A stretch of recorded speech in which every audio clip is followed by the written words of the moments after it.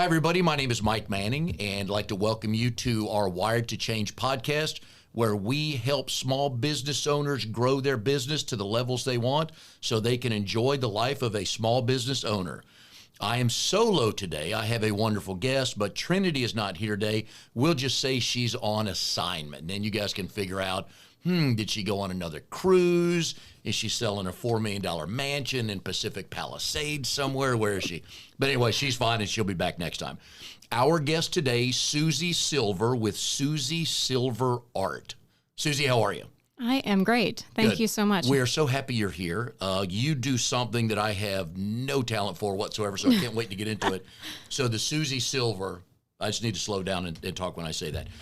You are, according to your website, if I asked you, could you recite all the things about you on your website, would you know? Well, I usually forget at least one thing. Couple of kids, couple of jobs. Susie is an artist, an educator, a coach, a consultant, and a speaker. Yes. And a wife and two kids, right? Married with two kids. Mm-hmm. So, and that, yes. Couple other than that. And, wait, there's more. She owns Locally Made Market, which showcases local artists. To sum you up, is a painter, a graphic type person. You just have an eye for the arts. Yes. Where did that come from? I was born with it. Thank you. I was born with it. I thought it was something you could learn, and I just wasn't learning it. Well, you can learn a lot, and that's one of the reasons I do a lot of workshops, and I've loved educating at all different age groups throughout my entire career.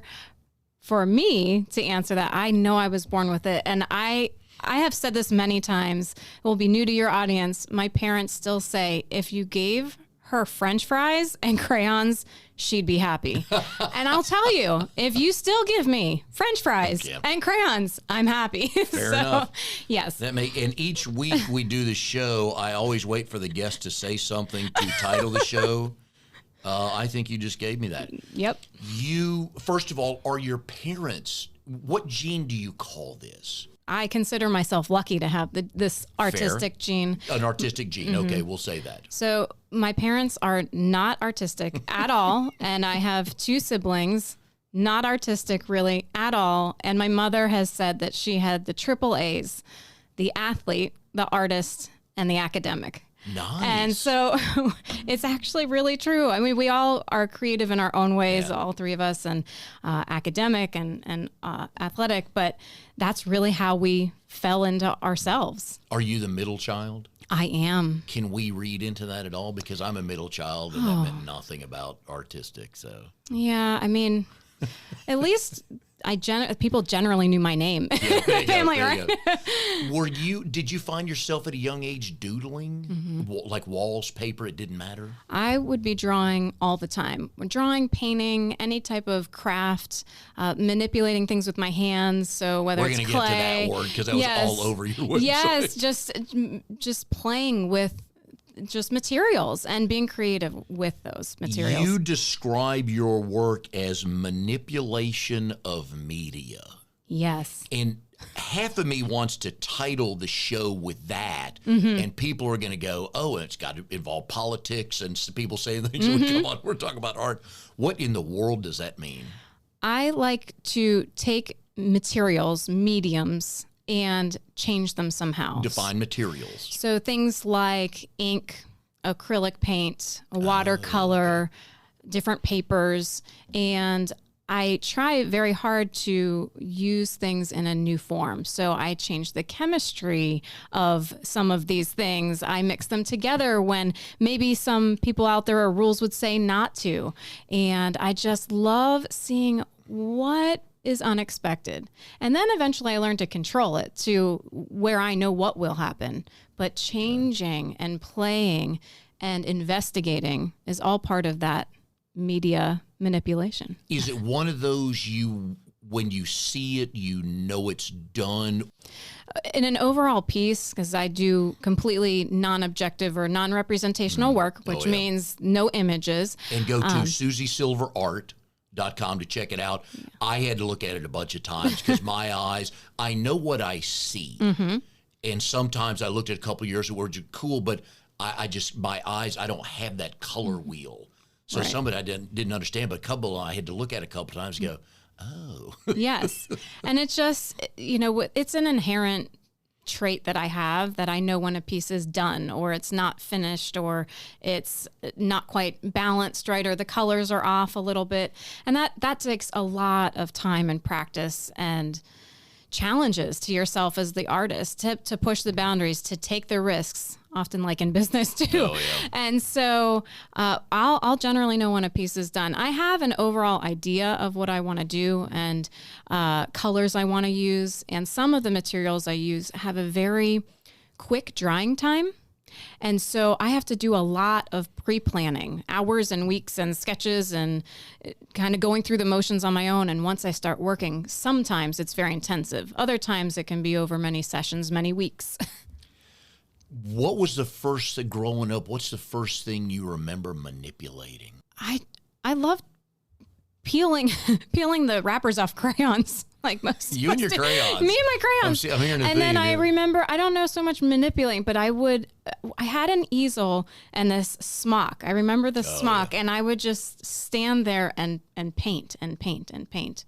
And it's interesting because in my educational background, I did 3-dimensional work and sculpture. And somehow I came back to this painting and drawing. It was after always many in your years. blood. It was wasn't always there. Yeah. Do you have, with a couple of kids at home, do you have your own room that nobody can get in because you've got stuff everywhere, including live paint, which could end up other places? Yes, it happens to be what is supposed to be our dining room. Oh, no. So you are more than welcome to come and eat at my house. I don't know where you're going to sit. And it is right when you walk in our door. Okay. So that is the studio. It's not really ever been a dining room. And I do have a lot of storage and area to work. And the kids pretty much are out of there. Do you have a creative time of day? I am most productive in the morning with balancing a lot. I work in the late afternoons. Nighttime is very hard for me based on the lighting. Oh. And okay. knowing how colors change in light and really wanting to see pure colors, I want to work as in daylight as much as possible. So the most productive hours for me in general are morning when I can. And if not, it's late afternoon. Okay, because you either want the morning sun or the afternoon coming from the other window, right? Exactly. Morning sun for me is the best, but I use the time I can. Do you wake up and just kind of walk to the table and start? It depends on the day. I have to actually schedule my time in the studio most of the time because I do have so many other things going on and the kids. I try to work when they're not in the house. One, they're very interested, which I appreciate, but then it is distracting because of the zone I get into. So some days I just wake up. If there's some time, I go down, I do some test colors or ideas or sketching. Others, when I'm working on major pieces, it's usually scheduled and by myself. Okay. You must go through a lot of paint. I go through a lot of everything. Do you have bulk orders everywhere? And Some of the things I can't bulk order them, so it's frustrating. But I have so much. I guess I would consider it bulk because I have so many things. good thing there's storage places for it, right? Yes. You have a BFA, which is a Bachelor of Fine Arts. Yes. If I remember my undergrad stuff, which I did not have. Let's repeat that again.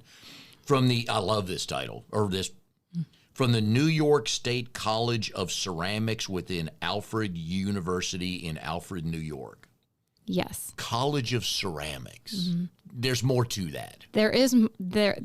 So in the New York school system, I don't know if you've heard of the SUNY system. Yeah. And State so, University of New York. Yep. Exactly. So the New York State College of Ceramics is a very intensive fine arts school that has always been housed within a larger university called Alfred University. It's in a tiny little town in Western New York. If you think Binghamton, south of Rochester, that kind of area. And the ceramic program and the glass program, the whole program is very strong, but it is really known for ceramics and glass.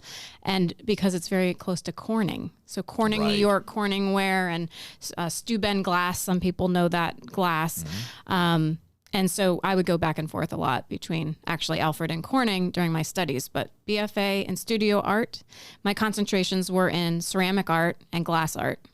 Were you always going to this college for that major? Yes, I knew that That was before. a quick answer. Yes. Oh my gosh. This school, it was a great school. It was a small one. The entire university was about 2,500 students. And when I was 17, 18, I graduated high school when I was 17, just because of when I had started elementary. I didn't want to be a number somewhere. I wanted to be a real person, and I needed that at the time. And the level of education, the opportunity was unbelievable. And I worked really hard to get a great portfolio, and I applied, and they didn't accept a lot of people, and I was absolutely honored. So yes is the always definitive. It was I like that. the place I was meant to be. Very good. How far was that from home? 4.5 hours. Just far enough, right? Mm-hmm. No drop-ins, but I come home if I want to, right? Yes. Not that we don't love our parents, but when we're 18, we're like, hey, Right. you know what? I'll check in with you later. So you furthered your studies at the Studio Arts International in Florence, Italy. That was towards the end of college, and I went to Florence for a bit of time and studied Italian language, which I'm terrible at. That was my follow-up, yep. Pretty much I can order food. I mean, really, let's be honest. And then also I did some studies with art history because I absolutely love the history of art. And so I spent some time there and then came back to the States. Does that just ooze artistic creativity, just that whole area? For me, it did. Not bad. Oh, I definitely didn't want to come back. I was 20 years old. Of you course, looking I didn't want to come back. Were you looking for a full-time job there? I was a free spirit. At the time, I just wanted to be in Italy, be the artist, and the reality set in of, you got to go back. yeah. But, it just, any place that has such beautiful history, from the art, the architecture, the food, the people, it was magical. My one trip to Europe was years ago in another life at St. Petersburg, Russia. And not Russia in general, but just some of the cathedrals there. I feel like you could take the 10 greatest architects living today, not even close, could not get close to replicating the beautiful cathedrals back then. Yes. Love that. And I'm not even that type of, again, the eye doesn't see a lot, but when I walked in, it's like, okay, this is pretty cool. So what I loved in your bio, and here are the little goofy things that crack me up, is in this sentence, rarely do you see Studio Arts International in Florence, Italy, and Penland School of Crafts in Spruce Pine, North Carolina, paired together. No. So how did they connect? A year after I was in Italy, I was about to finish all my studies, and I was applying to summer programs. And I had one in Seattle that was very glass art focused, it was Maine or New Hampshire, and this place called Penland in Spruce Pine, North Carolina. I had no idea. It was foreshadowing. I had no vision of ever moving to North Carolina for no reason, but I grew up in Pennsylvania and I was going to college in New York. And I just loved what Penland had to offer. I also did some glass work while I was at Penland that summer, and I just fell in love with it. I remember I flew into Asheville and then drove, but it was about an hour. It's about Most an hour people away. have no idea where that is. Yeah. Yes, yeah. And Western part of the state for those of you listening in the mountains. Yes, and gorgeous. Oh, yeah. And that was just another time where I could connect with artists that were high level and also challenged me. And I grew so much. I was only in North Carolina for a couple of weeks, and it was amazing. So what brought you back here? I knew one person from college that had moved down here who had nothing to do with art. Wait, from New York From College, New York. not I'm North sorry. Carolina Excuse me. College. From New York College. And I had an extra semester because I was student teaching. And so most of my friends and people had dispersed already. And I was up in New York and graduated in December 2002. Show off. Oh, goodness. And then, I knew one person and they said, look, I don't quite know what you're looking for. I was waiting tables at the time back in Pittsburgh then. And teachers well, they don't make the best money. No, sadly, and this is now almost 17 years ago. So it really was much lower than it is now. And they just said, but this area is great. I know you're kind of looking to get out. Why don't you come down? And it was a series of events, but I went to a job fair. Wake County used to have a giant job fair. I interviewed with the school. I took a taxi to have a second interview before I left. Way back then, you took a taxi. Yes, I took a taxi. Nice. Okay. Right? So antiquated. I know. Mom, Dad, what are those? What are those? Those yellow cars going by. Oh, my goodness. That's a great point. Yes. So, and I was offered my job, and really, I came down here. I put what fit in my car, and I didn't look back. And it was quite a shock to my family at the time of, what do you want to do? Where are you going? And I said, look, if I can always come back. It didn't matter at that point in time. Right. You found a place that called you. Oh, my goodness. It's a great place. I didn't know what to expect. I was definitely a northern girl, northeast girl, and I just didn't know what to expect. And I love it here. You are losing some of your accent, but I can always tell somebody from New York just by the way they say Rochester. Rochester. That's the Western New York part. Then I could get the Pittsburgh part going, which, But rarely, there's so many ways to say Rochester depending on what part of the country you're from. Yeah, exactly. So you are in your 17th year as a visual arts teacher at Cary High School. Yes. Was that the first job? First job. Okay. Only school. Nice. Been there my entire career. And you had a college degree and any teaching experience? I had my teaching license. So I had the BFA, a minor in art history, and then a minor in K through 12 education. Gotcha. And then I stayed that extra semester and got my teaching license, which was reciprocal here. I had a couple tests to take once I got here. Okay. But, yep. In that first year of teaching, 2 questions. What did you learn as an adult in the working world? And then what did you learn from the kids? The first year teaching first year. is the most difficult thing that most people could go through, I will say. So as an adult in the workforce, you answer to yourself and you have to hold yourself accountable and challenge yourself. And it's okay. I learned it's okay to it's okay to try something and have it totally fail, but you're still going to be okay. And I think that can apply to so much, that concept. And then from the kids, they rely on you more than you would think. And I was 22 with some students that I teach all grades. So some of my students were 18 or 19. And so that was an interesting dynamic. But that first year of just being really around so many children, I had 33 children in each one of my classes. That's a lot of children making art. Were you living in an apartment? I was. And I had a friend that wound up coming from Pittsburgh that I had met. And so we were sharing an apartment. And this was 2000, what, 2? 3. Okay. I'm sorry, 3, 4. What'd you pay for the apartment? Do you remember? Oh, my goodness. And was it close to the school? It was not close to the school. That was on purpose. I wanted a little distance. You know what? And somebody had given me that advice, especially because I was so young and just establishing myself in my career. And like I said, it's an intense time in general being an educator, but the first 3 years are really intense. And somebody had given me the advice, don't go too far out, but if you could give yourself some distance, it would be great. So I was in Raleigh, off of Durley and Glenwood area. What did we pay for the apartment? I mean, it was not a lot compared to right now. I think it was probably $900 or less a month for 2 bedrooms. I mean, at the time it was brand new. Yeah. That's funny. There's still so many new apartments being built. But I always love, in my other podcast, 2 of my favorite questions asked people are, how did you meet your wife? Mm-hmm. And do you both tell the story the same way? I met my wife teaching at Cary High School. And what is her name? Her name is Ann. Ann, okay. And we met while teaching at Cary High.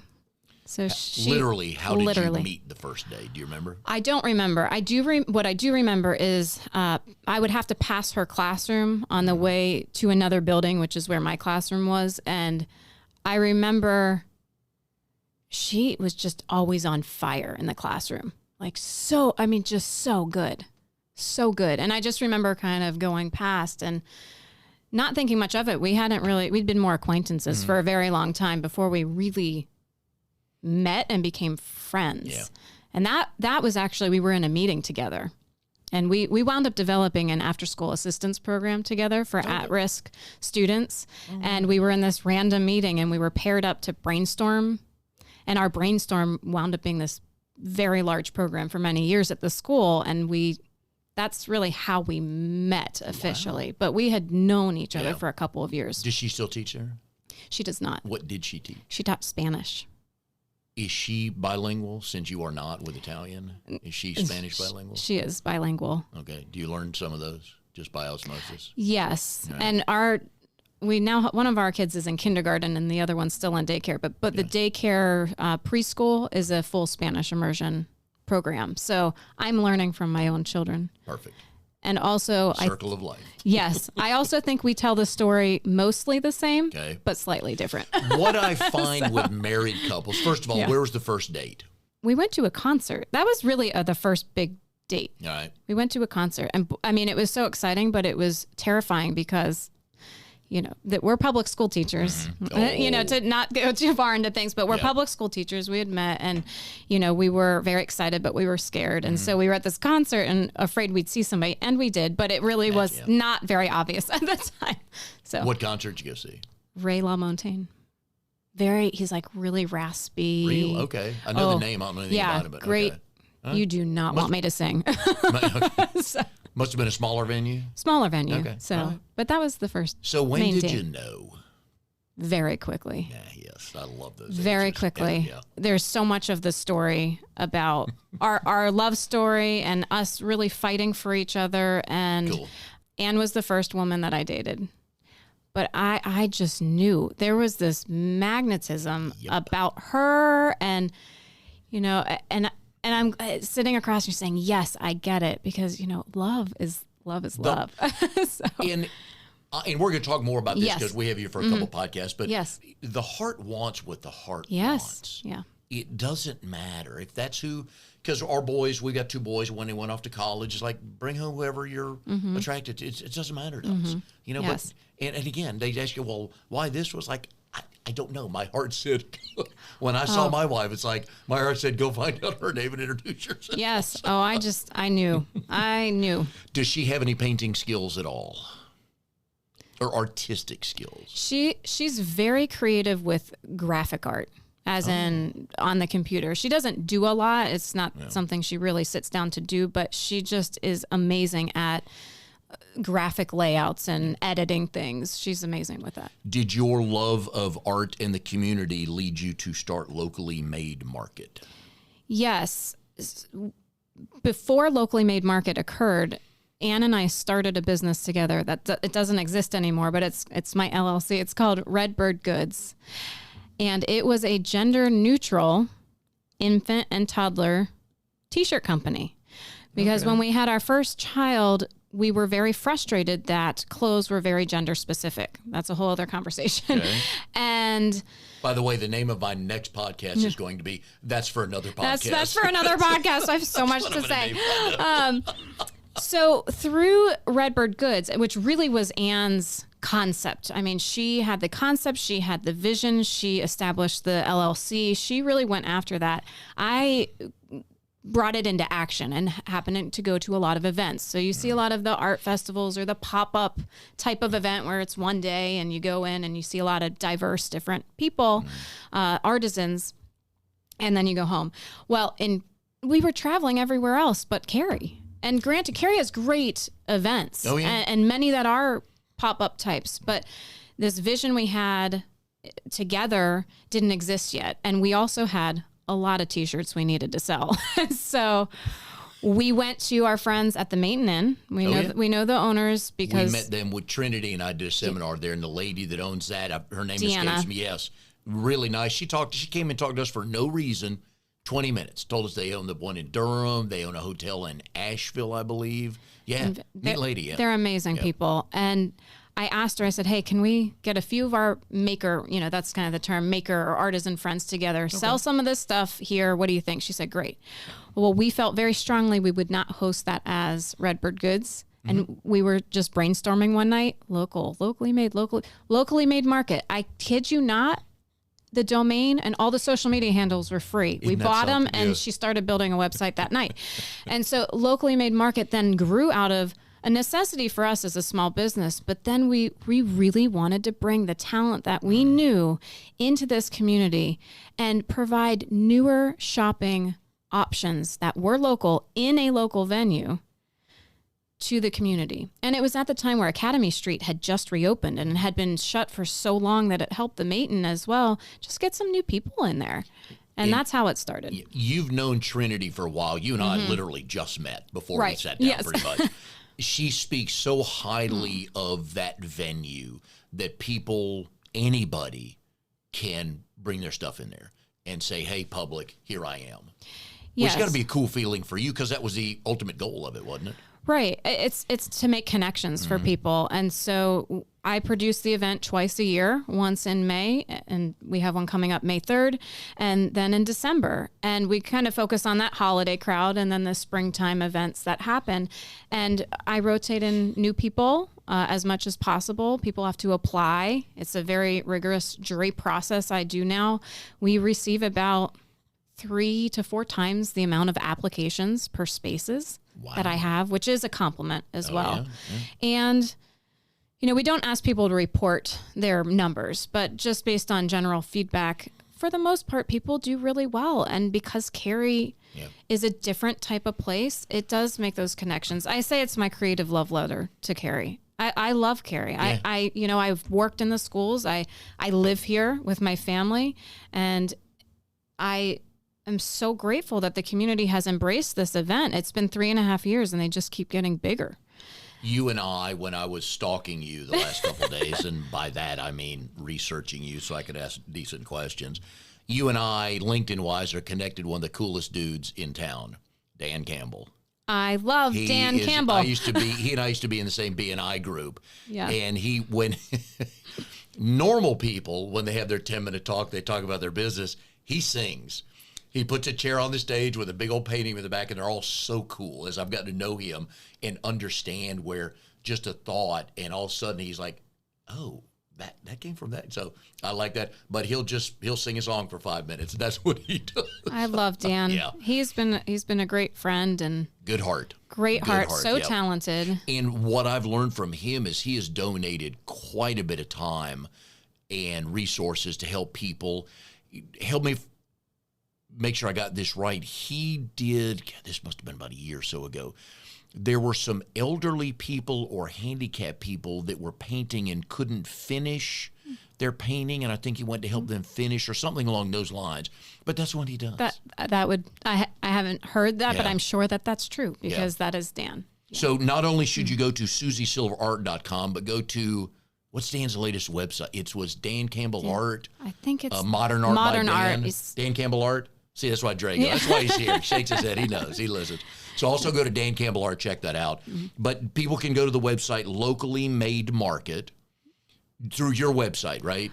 It's a separate entity. So May 3rd, all the slots filled? This will come out, what's the date today?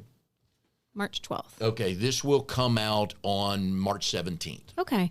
Yes, so it is Sunday, May 3rd, 12 to 4 p.m. at the Maton Inn, free admission. We'll have about 35 artisans, very nice. all local. Everything's made by the people you will meet, and you should come. Good thing they have a parking deck there. I'll bring my wife because she's in different phases of life has been an interior decorator, so she loves. We'll be sitting at home. Let me finish this story real quick. We're sitting at home. We were living in Daytona Beach, and she said, hey, thinking about painting the kitchen green. What do you think? And I'm just clueless. But what she did in our den was she painted it Italian brick, taped it, painted it Italian brick, and then peeled the tape off, and it looked like Italian brick. My goodness. So she'll love this stuff. So she'll love it. You currently reside in Raleigh. Oh, your kids, 6 years old, kindergarten and daycare. Yes, so almost 6 and 22 months. Who are they more like? Well, I carried our first child, and my wife carried the second child. Nice. Yes. And so they're both just like us individually. Okay. Literally, they look like us and they act just like us. It's really funny. You can tell, yeah. Oh, yes. Those are mine. Yes. No doubt about it. 100%. Do they look alike? Do the kids look? They have similarities. They do share a donor, an anonymous donor that we kind of keep private. We don't know the person, but there's a long story of how that happens. Cool. For another podcast. Right, exactly. How many of these we could get? Yeah. And so they do share DNA. So there are some similarities. It's amazing how recessive that donor's genes are once you see my children. Okay. So, yes. Fair enough. All right, so Susie Silver Art, this is how you got here. We've got 2 more podcasts we're going to talk to Susie about. We're going to get into more, but I love the French fries and crayons. You would color with both and eat both? I would not eat the crayons, which I guess is rare. You're very rare for a kid not to try to bite on a crayon. So. Yes. Mm-hmm. Anyways, we ask you to rate, review, and subscribe to our podcast. Go to wiredtochange.com. Check out the events we have going on. We'd love to get some feedback from you. Also, check out Susie, Susie, silverart.com. And the cool thing she does, I hope your eyes see everything. Some of mine don't, but I love the stuff that's on there. And we'll see you next time on our Wired to Change podcast.